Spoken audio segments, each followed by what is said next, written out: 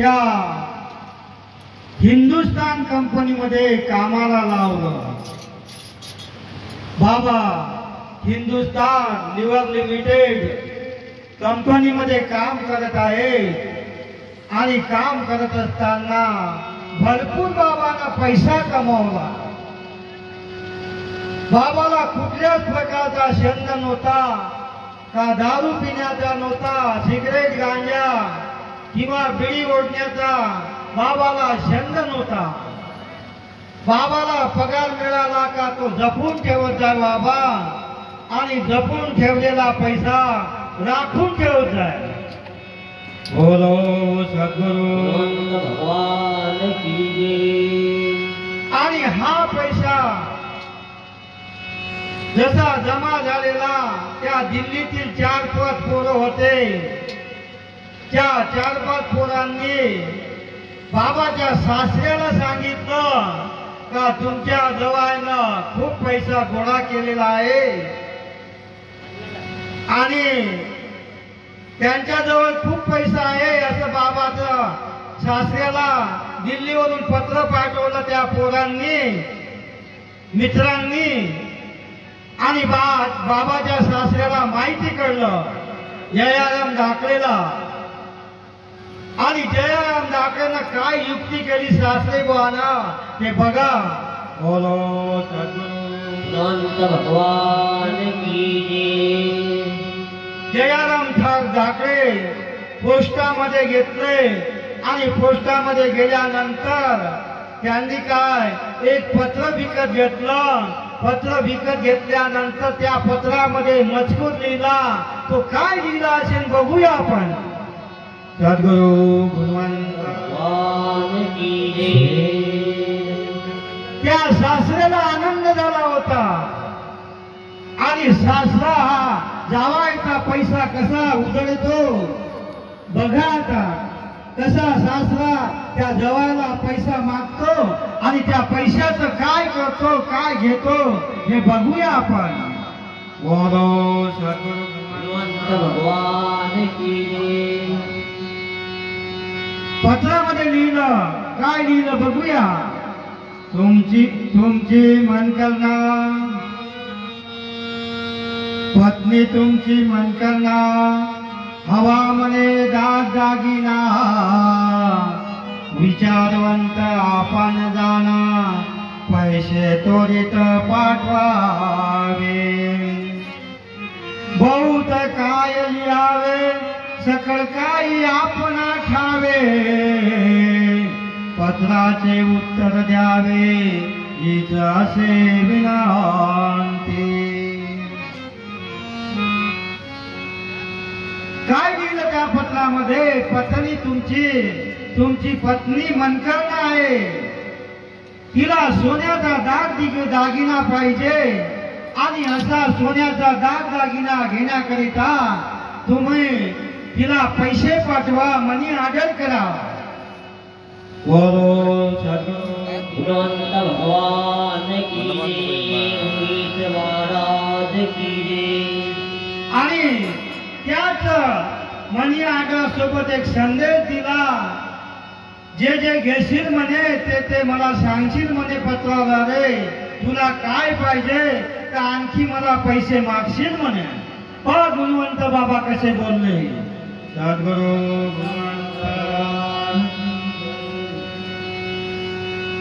संपतराव धाकळेला पैसा मिळते भला, व्यवहारात गुंतला आपल्या, पैशाची माया मोठी ती नसावी मानसा पोटी, भावा भावात भांडणे होते पहाजन सारे।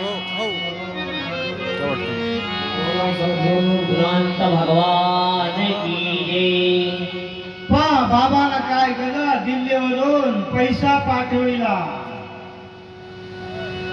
मनी ऑर्डर पाठवली आणि पोस्टामध्ये मनी ऑर्डर आली।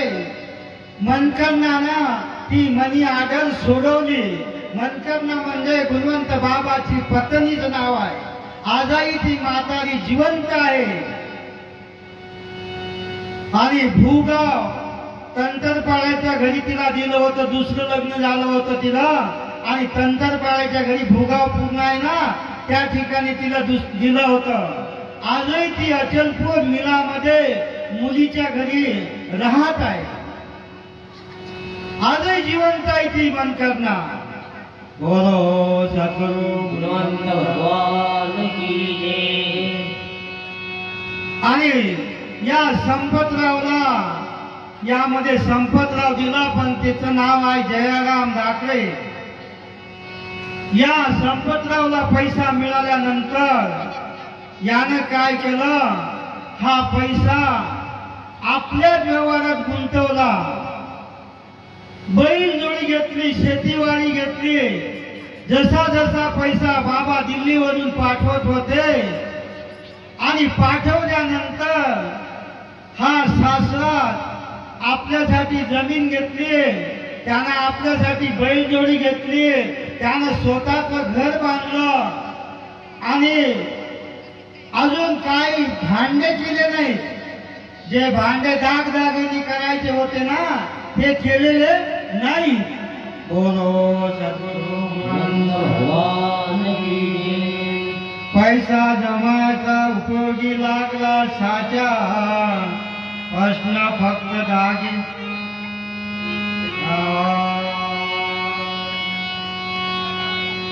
परत पुन्हा पैसे येतात. शेती घेतली तत्वता, बैल जोडीच गरज भासता, ती पूर्ण झाली. पैसा दामाताचा उपयोगी लागला साच्या, प्रश्न फक्त दागिन्याचा, राहिला शिल्लक. पैसा सगळा सासऱ्यानं सगळा खर्च केला आणि पैसा खर्च केल्यानंतर त्यांना चिंता लागली, कारण त्यामध्ये दागिने सुद्धा सोनं नाणं काही घेतलं नव्हतं, दागिना काही घेतला नव्हता.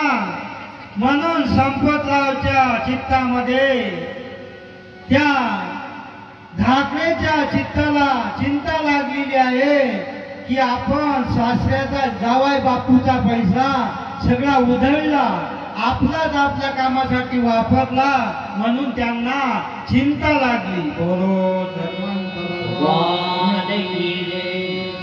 बोले तैसेशी चाले, तयाशी वंदावे पावले, शब्द मा संतांचे खुले, मोल जाणावे तयांचे.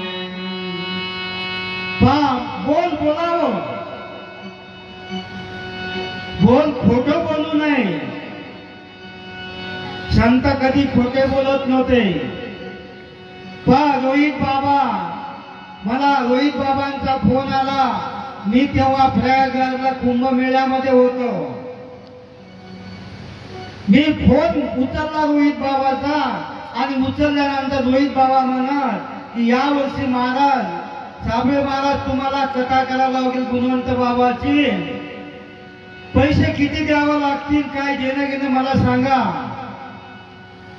तेव्हा प्रयागराजवरून मला, मी फोन मध्ये बोललो, गुणवंत बाबाचं चरित्र असेल, बिंदास तुम्ही माझ्या नावाची छपाई करून टाका, छापून टाका. पैशाचं काय देणं घेणं, या संचाचं देणं घेणं आपण तिथं नंतर कथा संपल्यावर बघू. तुम्ही द्याल ते पूर्व दिशा आहे आम्हाला. यांना मानधन द्यावं लागतं, याला मानधन द्यावं लागतं.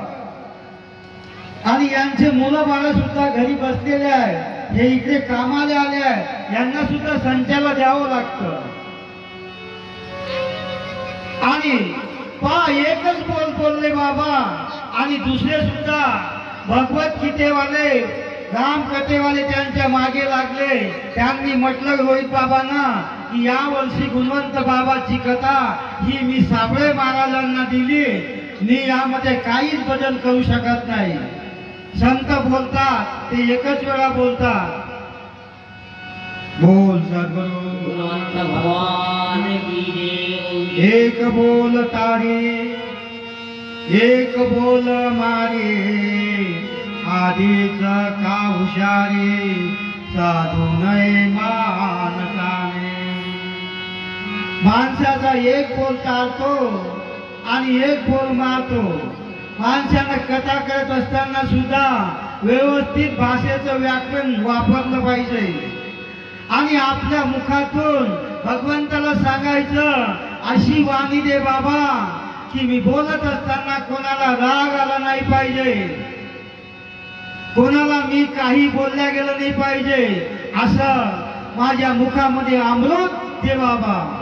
बोलो गुणवंत भगवान की जय। आणि पहा चिंता लागली या जयायम दाखवायला चिंता लागली आणि चिंता लागत असताना आता कसं होईल माझं। गुणवंतला जर खरं कळलं, जवळ बापूला जर खरं कळलं तर माझ्यावर आता ते रुसतील किंवा रागावतील। आणि एक दिवस बाबाला सत्य ठरलं, सत्य जे आहे परिस्थिती इकडली ते माहीत पडली का तुझा पैसा हा तुझ्या सासऱ्यानं आपल्याच व्यवहारात गुंतवला। बोलो सद्गुरु गुणवंत भगवान की जय। हा गुणवंताची भक्ती करा, संधी सोडू नका। या भगवंताची भक्ती करा, संधी सोडू नका, पाय सोडू नका।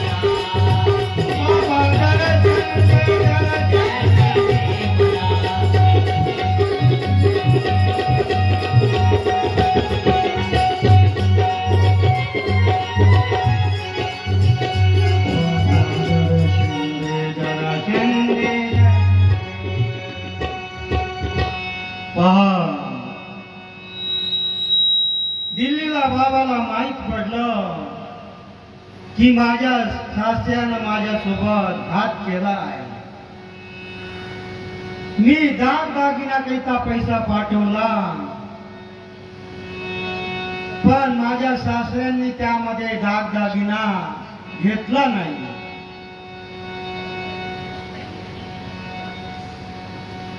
आणि गुणवंत बाबाचा घामाचा पैसा होता. भाऊ माऊली, घामाचा पैसा होता गुणवंताचा, कष्टाचा पैसा होता. आणि घामाचा पैसा असला त्याला त्याचं मूल्य कळते.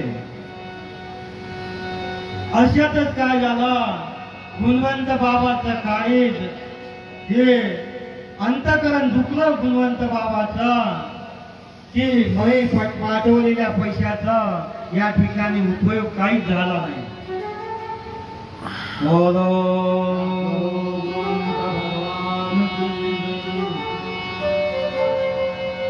सासरेबुवाने अनेक प्रकारची पत्र त्या ठिकाणी पाठवली आणि गुणवंत बाबांना दिल्लीवरून त्या पत्राचं एकही उत्तर दिलं नाही. राग आलेला होता बाबाला, बाबाला दुःख झालेलं होतं.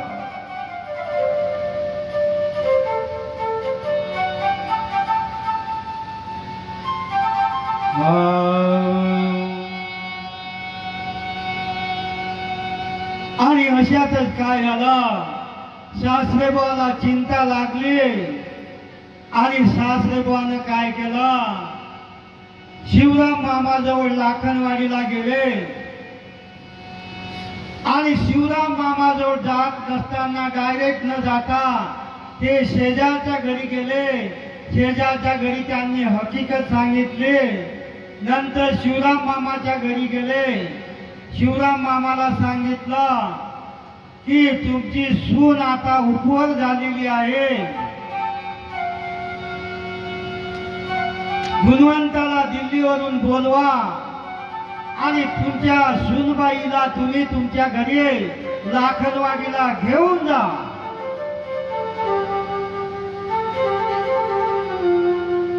बोलो सद्गुरु भगवान की जय. आणि काय झालं, लगेच नारायणराव अकोलकर आहे, शिवराम मामा पोस्टामध्ये गेले. त्यांनी पत्र आणलं आणि पत्र आणल्यानंतर नारायणराव अक्कलकर होते आणि लिखाण करण्यामध्ये अति चतुर होते. कारण या शिवराम मामाला आणि रेणुका मामीला असं वाटत होतं की आपण जर पत्रामध्ये चुकीची माहिती जर गुणवंताला लिहिली, चुकीची माहिती लिहिल्यानंतर गुणवंताला शाळा शिकला नाही, त्याला वाचता लिहिता येत नाही आणि त्याच्याजवळ त्या दिल्लीमध्ये पैसा कुठून येईल आणि त्याची फजिता होईल, म्हणून चांगला हुशार अक्कलकर रामरावजी अक्कलकर होते. लाखनवाडीजी त्यांना बोलावलं आणि त्यांच्या हातानं पत्र लिहिलं आणि पत्रामध्ये काय मजकूर लिहिला असेल बघूया. बोलो सद्गुरु गुणवंत भगवान की जय.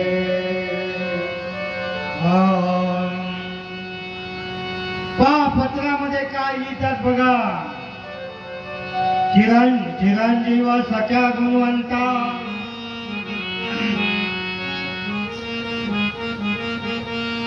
दुःख वाटे पत्र लिहिता, थांबेना सुवाता नैनाची माझ्या रे. मामे तुझी स्वर्गवासी झाली सोमवाऱ्या दिवशी, पत्र पाहताच तेरविशी निघून यावे झार करे.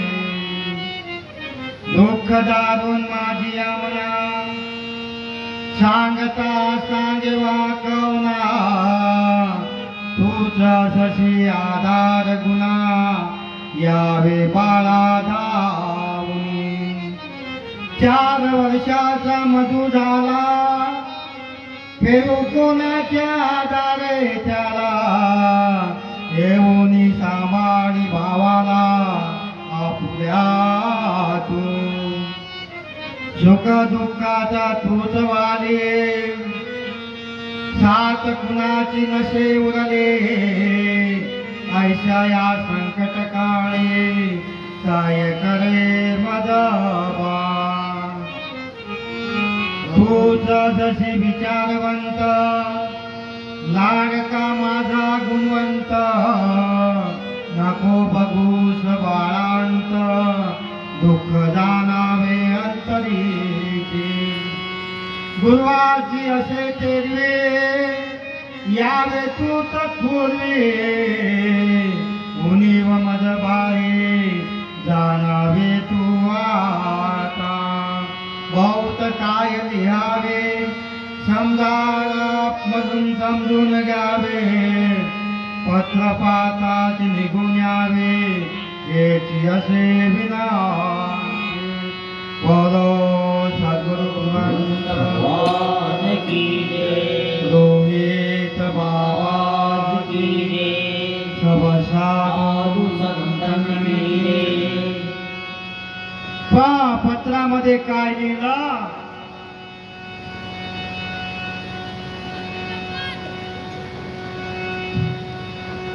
हे चिरंजीव सख्या गुणवंता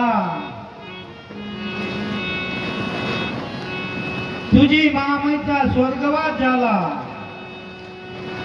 रेणुका मामी होती रेणुका मामीचं नाव रेणुका आहे लक्षात ठेवा शेवटच्या दिवसाला मी विचारन तुम्हाला आणि 5 रुपयाचं सोन्याचं नाणं देईल उत्तर बरोबर आलं तर 5 रुपयाचं सोन्याचं चांदीचं बंद झाला आता सोन्याचा भाव वाढला म्हणून सोन्याचं नाणं देईल शेवटच्या दिवशी पेपर असतो सगळ्यांना माहित आहे ना आणि पेपरामध्ये पास व्हावं लागतं आणि इमानदारीनं काप्या करू नये असं तुम्हाला शेवटच्या दिवशी विचारणार बोलो सद्गुरु भगवान आणि तुझी मामी स्वर्गवासी झाली त्याचं दुःख झालं मला सोमवारची तेरवी आहे आणि तेरवी ला तू हजर पाहिजे या ठिकाणी मधू लहान आहे तुझा भाऊ मामे भाऊ मधुकर वानकडे बघितलं ना तुम्ही लाखनवाडीच्या मंदिरात असते त्या सुलाई मातेच्या मंदिराचं घर हे मधुकर वानखेडेच आहे आणि त्या ठिकाणी मधुकर वानखेडे राहते मधुकर वानखेडे म्हणजे सगळा गुणवंत बाबाचा मामे भाऊ बोलो सद्गुरु अनंत भगवान की जय आणि तो 4 वर्षाचा आहे त्याला सांभाळण्याकरता तुझी आवश्यकता आहे बाबा तो पत्र पाहतात निघून या असं दिल्लीला पत्र सोडलं आणि त्या पोस्टाच्या डब्यामध्ये टाकल्यानंतर ते दिल्लीला रवाना झालं पत्र आधी 8 दिवस लागत होते पत्र जायला आता तर एका मिनिटात पुऱ्या देशात बोलतो आपण अशी व्यवस्था झालेली आहे बोलो भगवान की जय आणि गुणवंत बाबाला ते पत्र मिळाल्यानंतर गुणवंत बाबाला ते पत्र वाचून दाखवलं आणि गुणवंत बाबा जसा त्या ठिकाणी रडून राहिले त्या दिल्लीमध्ये रडून राहिले बाबा बोलो भगवंत भगवान की जय रडण्याचा प्रसंग टाकत जा त्याच्यात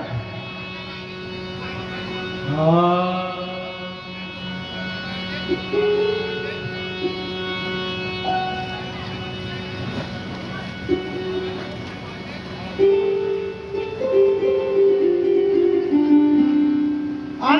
पत्र पाहताच लवकर निघून ये म्हणे. पत्र मिळाला, रडून राहिला आणि कंपनीच्या मालकाजवळ गेला. हे गुणवंता, काय झालं तुला? त्या कंपनीच्या मालकानं पत्र आहे ते कंपनीच्या मालकाजवळ दिलं आणि कंपनीच्या मालकाला म्हणत आहे हे पत्र तुम्ही वाचा म्हणे. आणि रडत होता.